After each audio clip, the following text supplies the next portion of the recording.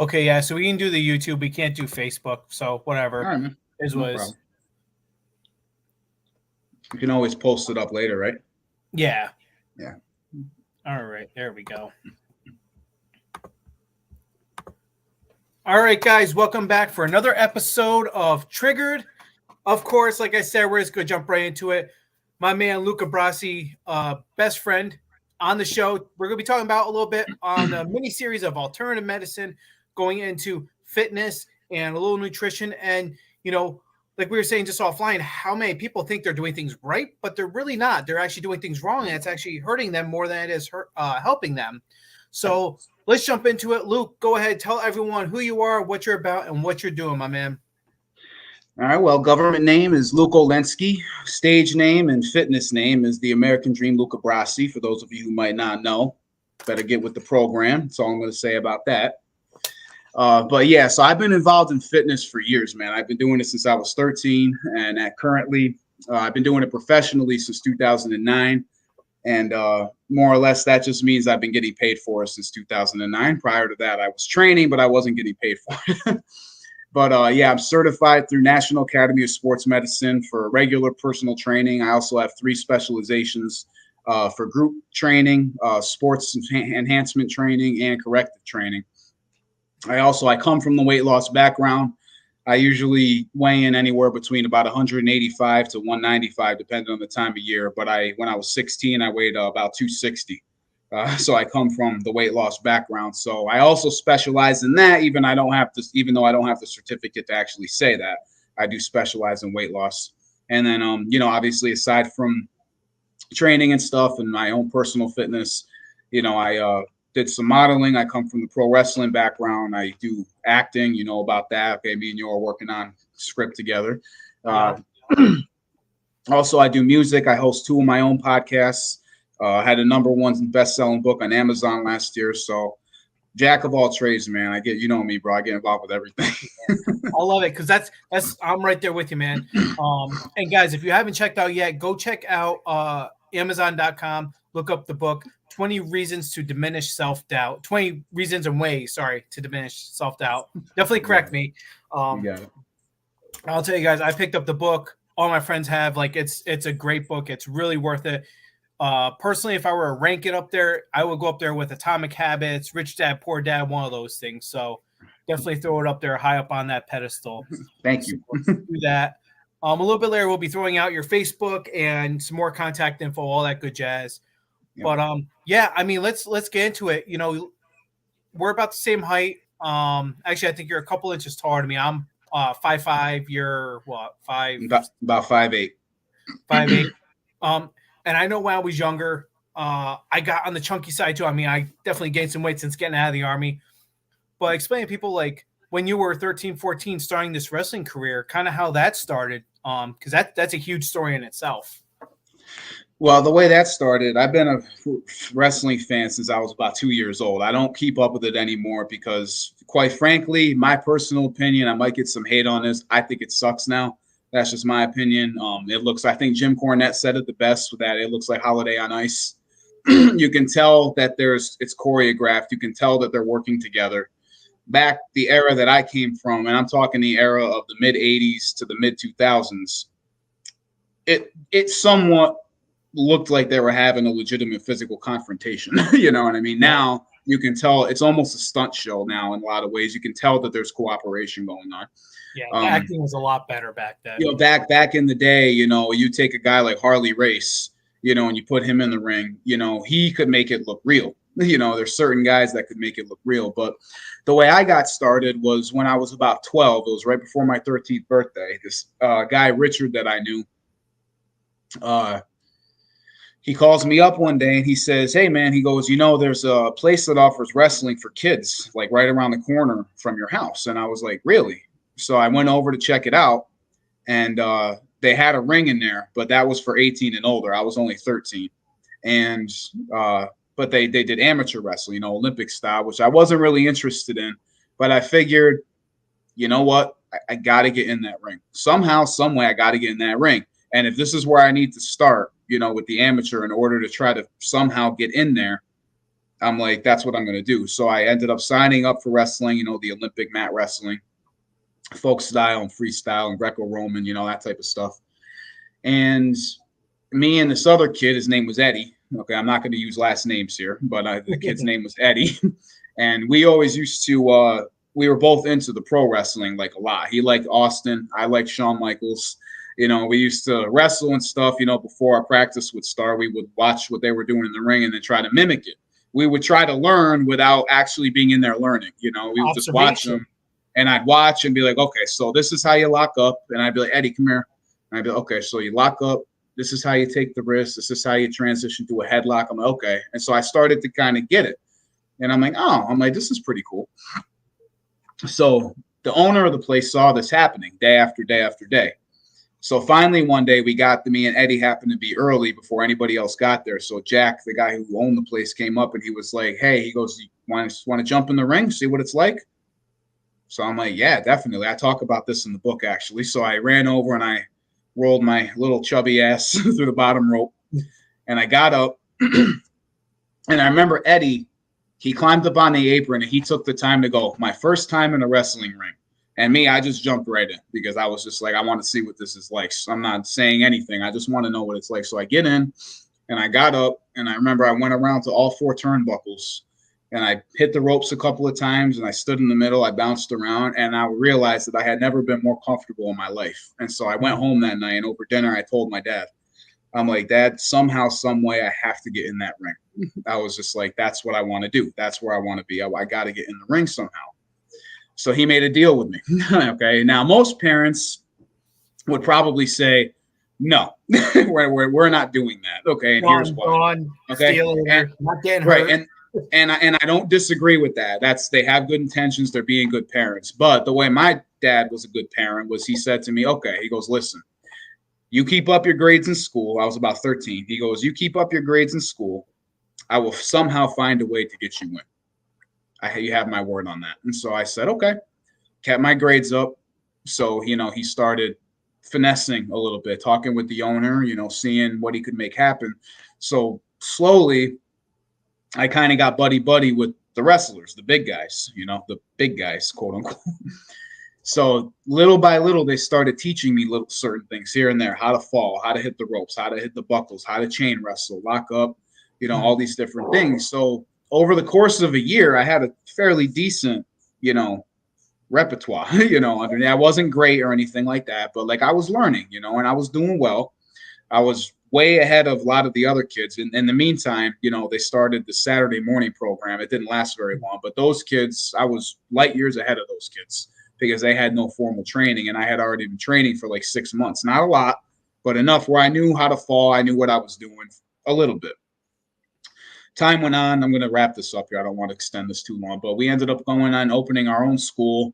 Had some great matches, worked all over New York State and worked a little bit in Massachusetts, Vermont, had a lot of fun doing it. But in the end, some really bad things happened that I'm not going to get into here, but people died, people got hurt. It wasn't good.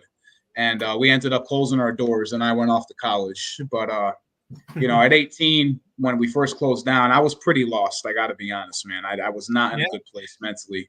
I went through a lot, and I went through a lot of things that a young kid that age should not go through. Right. But I did. But it did nothing but help me and prep me for what I was going to have to face now. Yeah, absolutely. Yeah, definitely. And it kind of makes you a stronger person today. It makes you realize like how grateful things are and how humbling you have to be now from like what you came from. So that's, in a sense, it's a good thing. And we always talk about like everything happens for a reason. I mean, everything happens and goes through. So that's awesome, man. I love hearing those stories because, everyone has a starting, everyone has a beginning, and that makes who you are today. And a lot of people forget, where your humble beginnings come from. So that's awesome. So let's get into it. How'd you get into the fitness program and started teaching and going to school for, working out and getting people fit and in shape and taking care of themselves? Yeah. Richard Simmons, man. No, I'm just kidding. You gotta say though, back in the 80s and 90s, I mean, he was a powerful house because he was the wild side of what Mm-hmm. back then what fitness was. He was the Yeah. complete opposite side of it. And he Mm-hmm. was just extra flamboyant, extra loud, extra Mm-hmm. everything. And just, okay, guys, let's go. And he was Yeah. just extra, man. So Yeah, he was one of the first really big fitness celebrities. You know, he was one of the guys that I don't want to say helped bring fitness into the mainstream, but helped to get people who maybe thought they couldn't do it to get up and try to do it. yeah. You know, And one thing I liked about him too, he wasn't buff. He wasn't this like no, he was real. He dad. you're right. He looked like a real person. Yeah. Yeah. Yeah. And he With was with a crazy hairdo. that hairdo, man. I think him and Bob Ross were like cousins somewhere down the line, you know. Yeah. Imagine Richard Simmons and Carrot Top having a kid. Oh, that'd be amazing. So anyway, so yeah, so the way I really got started was actually because of pro wrestling. Okay. It kind of goes hand in hand, you know, as a wrestler, I knew I had to be in shape and all that stuff. And I started off with powerlifting with my coach, Keith Nautel, who just was in the Netherlands and won another gold medal. The guy's almost 60 years old, man. He's still setting records. And I'm That's like, amazing. so I'm training Jeff Weiss the other day, actually. I'm talking to him about Keith and how he won and all this stuff. So Keith looks at me. He goes, "Oh, so he must be stronger than you," like expecting me to like be like, "Oh, hell no." I was like, "Oh, you better believe it." That was just like, I got no problem taking a back seat to Keith. Oh, I yeah. was just like, I told him, I was like, "See," I go, "Keith is a completely different kind of trainer than I am." Okay, like he gave me my foundation. He started me in powerlifting and Olympic lifting. When I started with him, I couldn't bench press 45 pounds. By 14, I was competing and winning. I stopped powerlifting. I stopped competing at 16, and I was undefeated. I never gotten beat. And so but I was overweight. I was still heavy. I was really powerful, brutally strong, but I was still fat. So I knew I had, in order to move better in the ring, you know, and be able to be quicker. But dude, when I lost 70 pounds inside of a year, people could not keep up with me in the ring. I was all over the place. Yeah. Like I'd wear people out, and they'd be like, "Dude, like chill, like relax a little bit," you know. But anyway, so Keith, I couldn't train a power lifter or an Olympic lifter the way Keith could, but he couldn't train somebody who wants to lose weight the way that I could. Does that make sense? Everyone's category is different. Yeah, we're very different. We have very different training styles, you know, same base, same foundation, and same philosophies, but we went down two different fitness roads. You know, he stayed with the competitive aspect, and I just stayed with the life and overall fitness aspect. You know, I did my competing, I had fun and everything. But yeah, that's how I got started, man, was when I was 13 with Keith powerlifting and competing by 14. Did really well, and here I am today, man. So I owe everything to Keith, you know. That's awesome. It's so good to hear these stories too. Like I said, because you know your trainer, your old trainer is still competing. It's that lifestyle. It's that not just a quick buck. Let's make some money off this, and let's we know what we're doing, and yeah, we're trainers now. Let's go do this and make some money off some people and move on. On that note, let's segue into that next topic we were talking about. How quick people, just like DJing, how people think anyone can DJ now because they almost can, because of technology. How, fitness training, a lot of them think, I go to the gym a few times and I can train anyone. Let's get into that, man. Let's talk about that. Yeah, I call them weekend trainers because there's certifications now that people can take over the course of one weekend. Okay. Now, I studied really hard for several months before I went to take the NASM exam. Okay. That was the type of test where if you didn't know what the hell you were talking about, you weren't going to pass it. Okay. All the NASM tests are like that. I've gotten 3 specializations since I've been certified, and every one of them, the tests were extremely hard. Okay. The group one wasn't too bad, but the corrective and the performance enhancement, which are the 2 big ones for NASM, and I wanted those first. I got the group because at the time when I was at Vent, I was doing a lot of group training, so I thought it'd be good to have. But then I found out that the 2 hardest and the 2 best ones you can have was corrective and sports enhancement. So those were the next 2 that I did, because the rest, except for the nutrition one, the certified nutrition coach is supposed to be pretty hard. But the other ones, it's like behavioral change specialist, weight loss specialist, female specialization, especially, so they were a little bit easier. They weren't as challenging. So I got the hardest ones first to get them out of the way. But there's so many people. Okay. And you can kind of tell when you're talking with somebody whether or not they really understand and they know what they're talking about. Okay. Because I've heard some people say the most ridiculous things. Okay. I'm not even going to get into what they were, just airheaded stuff that doesn't even make any sense. And I've talked to other trainers before, and I'm at, what certification do you have? And they'll tell me, and some of them I've never even heard of before. Another popular one, though, is the ISSA. I don't even know what it stands for. I just know it's ISSA. That one I've heard of. That was the one I actually almost got back when I was getting certified until Dean Benamati, who's the guy that hired me at Gold's Gym, told me that NASM is the best one. And so that's the one that I got. I got it back when it was a couple $1,000s cheaper, though, back in 2009. But yeah, man. So that's the thing is like back when I started training, when I was lifting weights, going to the gym and going to get a bucket of protein powder went hand in hand. Okay. Yep. Nowadays, guys go to the gym, and what goes hand in hand with going to the gym now is steroids and, hey, I can be a trainer. Okay. Yeah. It's like I've heard young kids going to the gym and then, oh, I'm going to the gym now, I got to get steroids. The way that I used to talk about amino acids and protein powder. you know what I mean? And it's like, I'm just like, what are these kids doing? And then these other people who they go to the gym a few times and all of a sudden you'll start seeing them walking around the gym trying to coach people. And I'm like, what are you doing? And another thing I just want to point out, I noticed that generally speaking, the most out of shape people in the gym are the ones trying to give the most advice. Okay. And that's a big problem because if you spent as much time working out as you did trying to walk around to help other people work out, people might actually listen to what you're saying. But the fact that you weigh 300 pounds and you waddle when you walk, okay, and you're sitting there trying to give everybody else advice, I'm like, no disrespect, but you got to kind of take your own advice. You know what I mean? I got nothing against anybody. You know what I mean? You know me, bro. I love everyone. I have no problems with people, but like stay your lane. There's certain things. It's like, exactly. It's like, just like I said about Bob, you saw my post about Bob, right? Oh yeah. Bob stays in his place. He doesn't cause any drama. God damn it, Bob. Thing. Damn it, it's Bob. The same thing. In case anybody doesn't know, Bob is my boxing dummy. So yeah, it's not a real person. Yeah. It's one of those things that I'm sure a lot of you guys have listened to before is like, this is Bob. Bob ate candy. Bob has diabetes. Don't be like Bob.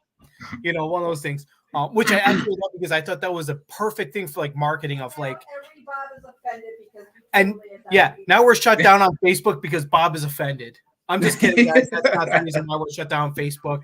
It's actually something I said prior to, not because of Luke or anybody else. It was my own doing, so don't worry. But Bob is good. Bob is still standing.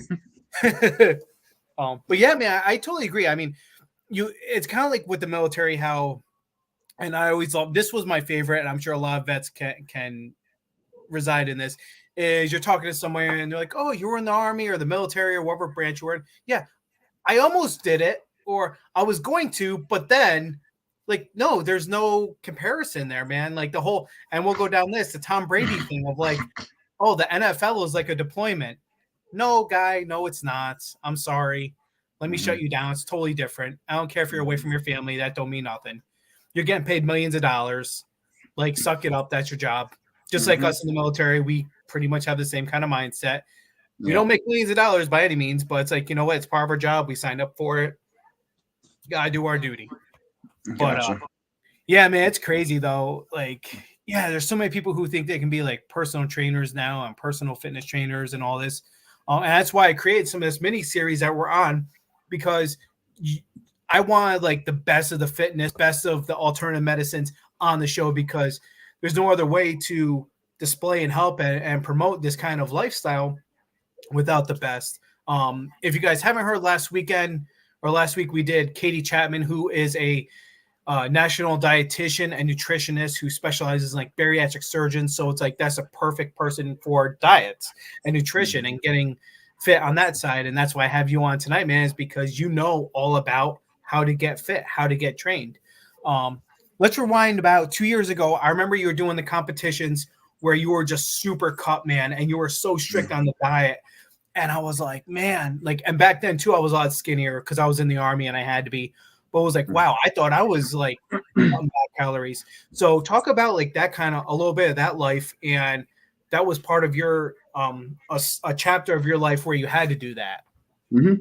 Yeah, I still diet, not as strict as I did at one point, but I still, I try to enjoy myself a little bit more now. Some of the things that I put myself through in my 20s, it was like I tortured myself. You know what I mean? Like a lot of it wasn't necessary, but at the time I felt like it was. Now, one of the things I do want to point out is something that Stephanie said after she only spent a couple of times with me camping and stuff.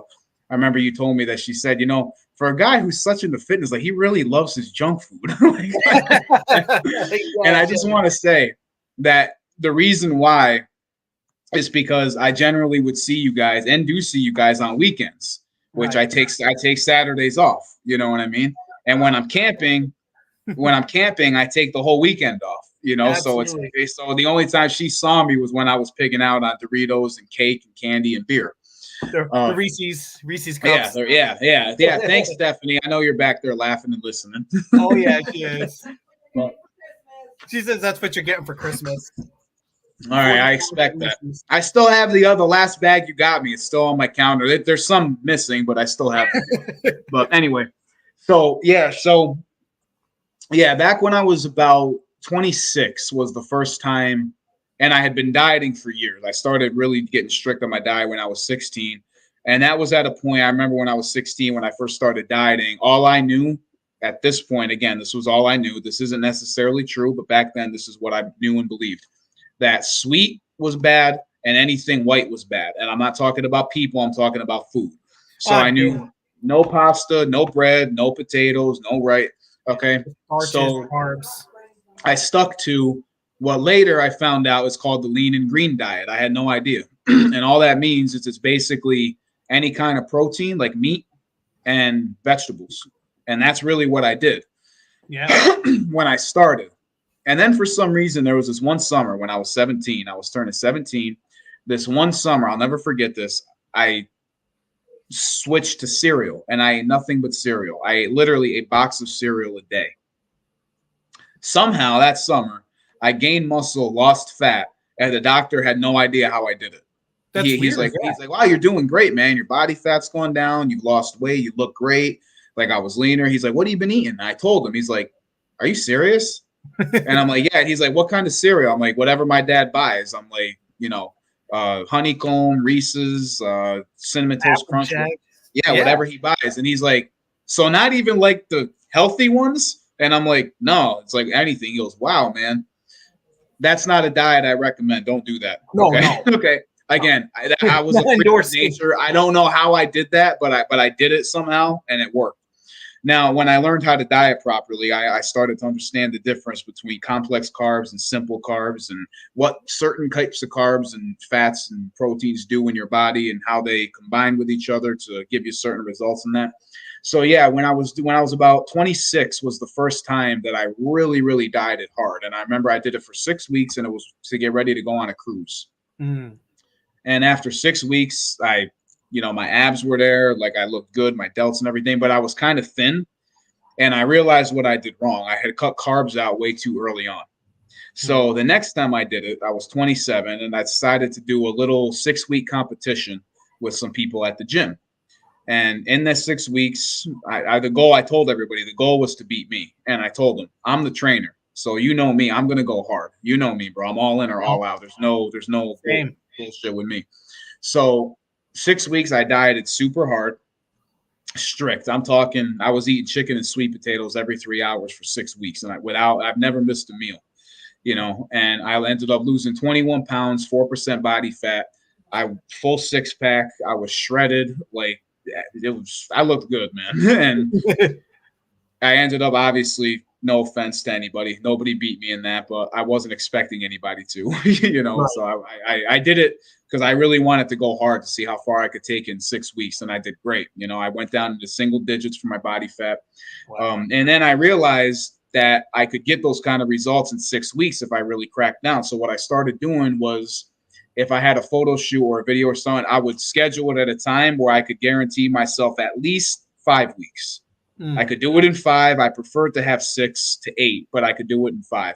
So I would always plan things to make sure that I had enough time to get ready for it to look my best. Absolutely. Some of my best photo shoots, man, in my late 20s because of that, you know, and I dieted super hard, and I still diet.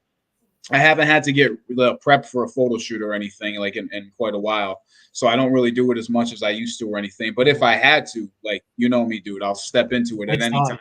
When, you know, call of duty, bro. You know what I'm saying? When I get called, you know what I'm saying? I get on it, you know? Absolutely. And that's also, and that takes so much discipline too. And there's so many people who don't have that discipline. And I don't mean to cut you off, but that's something else. Is I had a guy that I trained, again, I'm not going to mention names, but I had a guy that I trained recently say to me, I showed him the old pictures. I showed him the before and after. And he looks at it, he's like, you did that in 6 weeks? And I'm like, yeah. And he was like, and he was like, no help, like artificial help. I'm like, no, dude, natural. I was just like, I don't go under the needle or anything. I'm like, it was natural. Yeah. He's like, well, how'd you do it? And I told him about the diet and the training and all that. And he looks at me, he goes, oh, he's like, I think I could do that. He goes, I love sweet potatoes. And I'm like, brother, that's a whole nother level.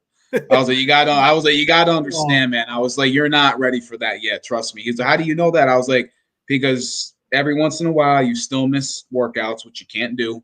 Right. I was like, you're having a hard. He's doing really well with the diet, but he still needs some tweaking. I was like, trust me, dude, you're not there yet. I was like, I'll know if you get there. I was, you know, and I told him, I was like, it's a whole nother level of dieting and training, man. I was like, and I was doing it naturally. Think about what I would have looked like if I was under the needle, man.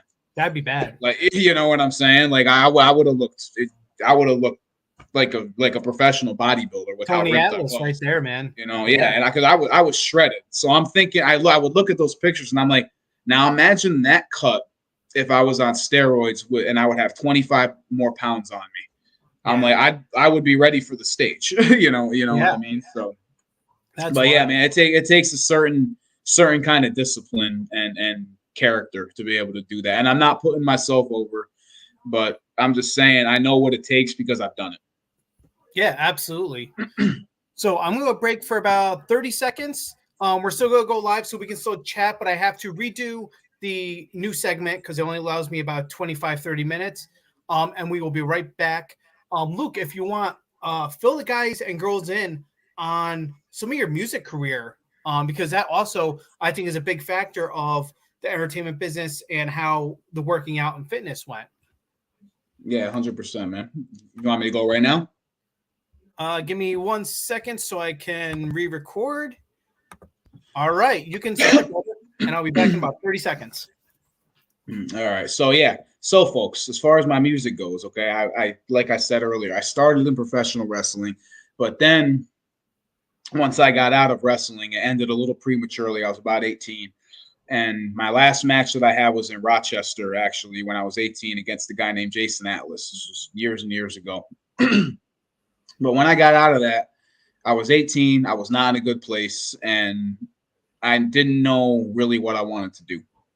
I knew, though, the one thing I did know was that if I was going to be happy again and find joy in life, I was going to have to find something that I loved just as much, if not more, than professional wrestling. So I picked up the pen. And I remember one day I was out with a buddy of mine, and he asked me to take a ride with him, and he just had to go over to Walmart or Target or something. And when we went in, I went over to the CDs. This was back when they sold CDs, and I got 3 albums. I picked up a Pac album, a Nas album, and 2 Eminem albums. And I didn't know. That's legends right there, bro. I was gonna say you can't. There's really. Give me 3 better rappers to get started with, you know, in all seriousness, you know.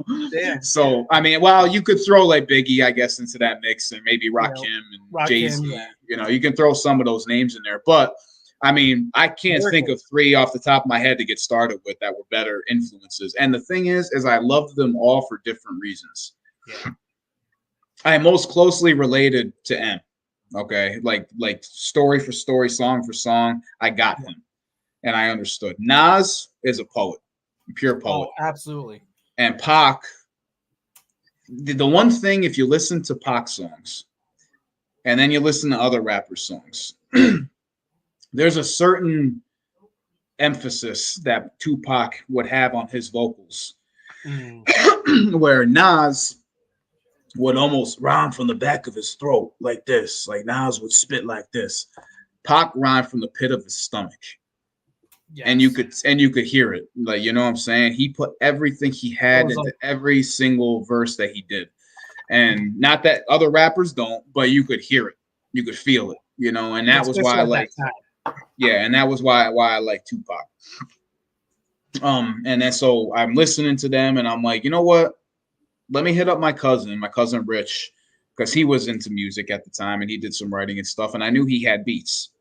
So I'm like, let me see if he's got any beats that he can give me. I was like, even if I can't use them for real, that's fine, just to practice with. So he gave me some beats. Yeah. And I started with my karaoke machine in my room and I would record cassette tape to cassette tape, you know, and that's how I would record it. But that was practice, you know, just to try to get started. And I really got into it, you know. And then one day I'm on the elevator in college and I overheard this guy talking to this girl about some mixtape that he had just helped somebody release. And so again, me being me, when the opportunity presented itself, I didn't knock on the door. I sort of kicked the door down. Kick that bitch in and call it a day. I nudged in on it and I was like, you know, who are you? Are you a producer? Where's your studio? And then I think 2 weeks later, I was in the studio for the first time. That's awesome. And yeah, man, it just kind of went from there, bro. Like I was 19, first time I went to the studio and got in the booth. And I haven't recorded anything recently, but since then I never stopped, man. I just you know, and for a while there I was in there every single week, just trying to get better, you know. And it's amazing too. I mean, again, we talk about albums, like tell the folks like how many albums, and like they did pretty damn well too. I mean, I still listen to your stuff. I know when we were at the clubhouse, Jeff was like, oh, this is a good song. And I'm like, we were doing the karaoke thing and he's like, I'm like, no, like that's actually his song. And he looks at it, he's like, no fucking way. I'm like, yeah, bro, like that's his shit. He's like, oh, damn. So yeah, it's wild, man. Wild. So yeah, we'll shift gears a little bit. So we got into the fitness a little bit, the nutrition. What are your thoughts? I know we've kind of talked about like different kind of medicine stuff. What are your thoughts on like alternative medicines? I know we've both kind of practiced different ways and how to do it. What's some stuff, even supplements, whatever, that work for you and that you might offer maybe your clients, or something that's like, hey, this is a great thing, you should probably check this out? Yeah, there's generally 3 things, sometimes 4, depending on who, that I always try to recommend to all my clients, okay? One of them is some kind of protein supplement, okay? Now, if not protein, then at least amino acids, okay? Everything that I tell these people to eat, to have, and consume is all naturally occurring stuff. It's not anything that's synthetic or anything like that. So protein / aminos is one. Another one is probiotic, okay, for intestinal and gut health, okay? That helps a lot. And some kind of calcium supplement. Lots of times, especially if it's someone who's middle-aged or older, I'll tell them to go on some kind of calcium. And then the one other thing is a multivitamin. Awesome. Okay? But generally speaking, those are the only like 4 or 5 that I'll really tell people to do. Once somebody starts inquiring a little bit further, like if they want to try to push things a little bit, there's a couple other ones that I might recommend. I do not ever recommend fat burners or anything like that. But there are naturally occurring things that can help in weight loss, and again, you can't take this stuff and expect to have a 6-pack in 2 days. Okay. It takes time, but like green tea will help in weight loss. Certain foods, okay, certain types of superfoods. Like I mentioned sweet potatoes a couple of times, man. It's been I think it's still ranked #1 food in the world as far as nutritional health. Really? Yeah, sweet potato is one of the best, man. And again, I've told you before, if I don't ever eat another sweet potato again until I die, it's still going to be too soon. Like if I was a bad person my whole life and I end up going to hell, I'm going to be just surrounded by sweet potatoes. That's going to be my hell. That's going to be my hell. It's like just living and eating sweet potatoes for eternity. No, I'm just joking. But, you know, like I said, man, it's all about, you don't want to give your body a choice. Okay. If you want your body to do a certain thing and look a certain way, you cannot give it a choice between whether it's going to respond to your diet or the training. Okay, because 9 times out of 10, your body's going to respond to the diet, not the training. Okay, your diet is your nutrition is everything. Genetics also play a huge role. Okay. Yeah. I've trained, some heavy set people that point, I want to look like that person who's like half their size. And I'm like, well, that's not going to happen. They're like, why? I'm like, first of all, you don't have their bone structure. The people would say that were big people, like naturally big people. Right. And I'm like, me and you are don't not have that kind of frame. I was like, you don't have that kind of frame. I'm like, you're built, I would tell people, you're built like a football player. You're not built like a ballerina, so it's like, you're never going to get that small, petite look. You're just not. It's not in your genetic code. You won't have that, I love that analogy. Anyway, So that's good. So the 4 main aspects of fitness, okay, the takeaway for the fitness part of this thing is there's 4 main aspects of fitness. And again, this is a philosophy that I've developed over my time in fitness, okay? First thing is your dieting, your nutrition, okay? The second thing is your sleep patterns. The third thing is your stress levels. And number 4 is your actual training, okay? Now, the reason why I say those are the 4 main aspects is because if one of those things is off, it's probably going to throw the other 3 off. And if you think about it, hypothetically speaking, if you don't get enough sleep, your body holds weight when you don't sleep enough anyway, okay? But if you don't get enough sleep, your training is going to suffer, okay? Which is most likely in turn going to do what? Stress you out. Okay. Exactly. And you see how that cycle starts. Okay. I love it. If you're training and your sleep is good and your stress levels are good, but your diet is like shit, your body will respond to the diet. If you keep all 4 of those things your body will respond more to the diet than it will the training. Yep. So if you keep all 4 of those things in check, again, I'm going to repeat this. This is important. Sleep, stress, diet, training. Those are the 4. You keep those in check, and yes, water intake falls under dieting. Okay, so water intake is very big. But if those 4 things, you have to keep those in check. Okay, if you're too stressed, you're not going to be able to sleep, which means your training is going to suffer. You're not going to have the motivation to diet. One of those things being off generally will throw the other 3 off. Okay, so that's a takeaway for this. That's huge, man. That is so huge. I mean, you look at some of the biggest, I'd say like 1% people in the world in sense of like money, success, and we'll put successes in not maybe money, but just happiness in the world. And that's it. A good nutrition, they eat pretty healthy, the best they can, but they don't stress about, like you said, you have your cheat days, you have to have your ice cream. Sometimes you have to have your sweets, you have to have that. Sleep, huge. Sleep is one of the biggest things I knew when I was in the Army. That messed with my mentality, which made me feel more stressed, which made me not perform or heal as quick as I could. Mm-hmm. Again, the mental side of it, huge. And that's that stress side. So, I mean, right on. And I remember one thing you told me that really stuck with me, which I really love, is looking at food not as, oh, this tastes good, or, hey, I want more of this. It's look at food as an energy source, not as food itself, which I think was huge. We still have a little bit more time if you want to just jump into that just a little bit. I'm sorry, which part, bro? Like having food as an energy source. Oh, yeah. Oh, this buttery potato looks great. Let's just scarf fist that. Yeah, that's something that a lot of people need help with.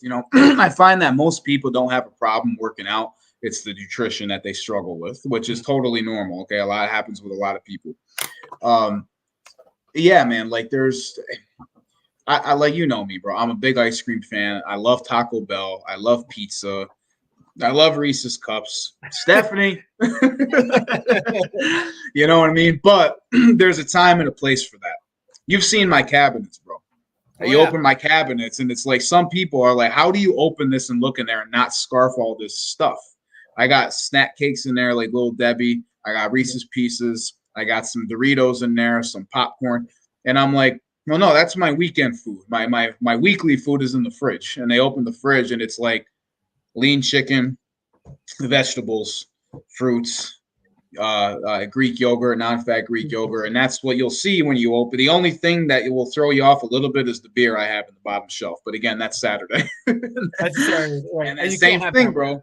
It's like, it's funny. My kitchen is sectionalized, and then you open the freezer and I have Stouffer's French bread pizzas and Death by Chocolate ice cream right now in there. Again, Saturday food, you know. Right. But I've disciplined myself, and having the day off on Saturday keeps me in check for the rest of the week. So if I'm having a craving, like if it's a Wednesday, because usually around Thursday, my body's ready for a cheat meal. I'm like, okay, I want something. Like I'm starting to have a craving. And then on Saturday, I have whatever it is I'm craving. Sometimes I want Mexican food. Sometimes I just want something sweet. Sometimes I'll have 2 boxes of cereal. Right. Sometimes I'll go out and I'll have pizza, you know, whatever craving I'm having. I had one for donuts recently, bro. I had like 8 donuts on this one Saturday, but I crushed the craving. So then I'm good for the rest of the week. You know what I'm saying? And then Sunday is kind of like a little recovery day. I do intermittent fasting. I'm going to go back to my eating every 3 hours, which is a lot more strict. With the intermittent fasting, you still have to be strict, but you can be a little bit more lenient. But Sundays now, I don't eat anything until I go to my mother's for dinner at night. You know, so usually I'm fasting until about 6 o'clock at night or so on Sundays, and then I'll have whatever she makes for dinner, and it's usually not anything like overly bad or anything. But I always get my gallon of water in, man, every day. You know, so that's why huge. I'm sipping over here. That's key. I mean, I know everyone who I've spoken to, whether they're in the fitness field or not, military, non-military, first responder, 1 gallon of water a day, so huge if you can. Sometimes I know it's kind of tricky, but yeah, water is key. Even if it's just 1 more bottle a day than yesterday, just that 1% better makes a huge difference. Before we head off, let's get into the podcast a little bit and where people can find you. Yeah, man. So my podcast, I got 2 now. My boy Tony was just on actually a couple of weeks ago.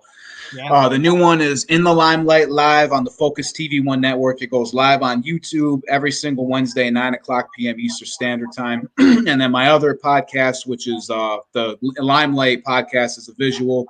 Brassy's World on Sunday nights is the one that I run myself, and that one is audio only. So again, Focus TV 1 network, or you can tune in on YouTube for the one ran by Teflon Taylor. What you see on the screen right now, the number there, that's my podcast on Sunday nights. If you ever want to call in, you know, I have usually different guests on just about every single week. And that one is every Sunday night at 8 o'clock p.m. Eastern Standard Time. Phone number's right there on the screen. As long as everybody can see it, you can reach out to me. Contact information, facebook.com/LUCA BRASSY fans. Also, facebook.com/Brassy's World /20 Reasons and 20 Ways for my book. Or you can just look me up, LUCA BRASSY. You know, I'm on there. Twitter /LUCA BRASSY. The only one that's different, SoundCloud is /LUCA BRASSY. Reverb Nation is /LUCA BRASSY. The only one that's different is Instagram, which is /BrassyLuca. Or you can find me on my website, also lucabrassy.com. And because I run my own personal training business now, POW PT and Fitness, POW-fitness.com. Again, that's POW-fitness.com. You can find me there too. I'm throwing that up right now. For some reason, I didn't get that up there, man. I apologize. There we go. Just like that. No, POW, no PT, just POW-fitness. Oh, okay. Let me pull that off and edit that. So no PT. Just POW-fitness.com. There we go. I want to make sure everyone can get in contact with you to get your stuff shared and everything, because it really is a huge help, because you help out so many people yourself. You know, it's a great thing. And although, guys, Luke is not a veteran, he has definitely been a huge staple in the veteran world, not only with friends and family. It's huge to have him on here because, once again, he is my best friend. And also, we've been doing so many great things together. And a little snippet, without getting too deep into it, one day we were kind of hanging out, doing some crazy stuff. And like we always do. And we're like, let's create a show about like the crazy redneck stuff like that goes on in our small town here. And after talking, actually having some good meetings, talking with some people, that is actually happening. We're in the process right now. Luke, go ahead and fill the rest of the minute. I don't want to spoil too much on you, man. No, you're good, man. Now, well, the idea we came up with was called the Hickmans. It's going to be about a backwoods family. Really just like I was telling you, man, I want it to be funny without being tongue-in-cheek kind of funny, you know? So it's going to be a comedy. It's going to be about just this kind of crazy redneck family. And you know, they got a crazy cousin, just kind of like Chevy Chase in Christmas Vacation. You know, the crazy cousin Eddie. And it's just about a backwoods family and just the daily endeavors and problems and issues that they have and how they resolve them. And yeah, man, it's gonna be good, man. Again, it's called the Hickmans. We got our locations, I think, pretty much on point. So right now, over the winter, now we're just gonna come up with a script for the pilot and then shoot it in the spring. And then I'd like to try to see if we can maybe get it premiered at something like the Asbury's or something like that. You know, maybe get into a couple of film festivals and things like that. And I got to be honest, man. At the Asbury Shorts, which I went to this past Saturday, shout outs to you, Joe Camillo. Congratulations for your trailer premiering for Home Alone. But when I was there, you know, as I'm watching the shorts, and there were some really, really good ones, man. But I'm like, you know what? I was like, if this is done correctly, me and Tony, I was like, we can get this up here. I'm like, but it has to be done the right way, you know, which I have faith, you know what I mean? I got faith in myself, you, the people I work with. But I just want to say one other thing about you saying, you know, that I'm not a veteran, but you know, I've helped support that world and whatever. You know, all the veterans in the club, okay, that I've met, between Ray and then your president and the other guys that are in there, man. I just want to say, you couldn't ask for a nicer group of freaking guys, man. Like, and it's the type of vibe that I get with them, where I'm like, these dudes would give you the shirt off their back if you needed it, but absolutely, they will also take that shirt right back in not so nice a way if you fuck with them. Like, you know what I mean? And I love that, because that's the exact vibe and type of thing that I'm all about. Is like, be nice, be friendly, be kind, but do not let people mess with you or disrespect you. And that's what I got from those guys. And and like I said, man, I'm not just kissing ass here, dude. Great dudes, great guys. You know, and I loved all of them. You know, I loved all of them. And the fact that I'm not a veteran, I'm not in the club, and they just brought me right in, you know, and accepted me. And I'm like, you know what? I was like, this is cool, man. I was like, these are some great guys. Like, I couldn't say a bad thing about them, man. Absolutely, man. Thank you. No, I mean, and that's the thing, like we talk about all the time, and it kind of goes in that mental and emotional state too, is, you know, you want to surround yourself with positive people and good people. But people who aren't going to bullshit you, who can tell you to your face, like, hey, man, I'm kind of pissed at you. Let's go talk this shit out. So that's always a good thing as well. Yeah. But, yeah, man. So for everyone else, we're going to wrap this up here. Once again, Luke, thank you so much for hopping on the show, man, because I know. Thank you for having me, man. Always. And we're definitely going to have you on again, like always. You're definitely one of our number ones. So I appreciate that very much. And like we say here at Triggered, stay triggered. Pow.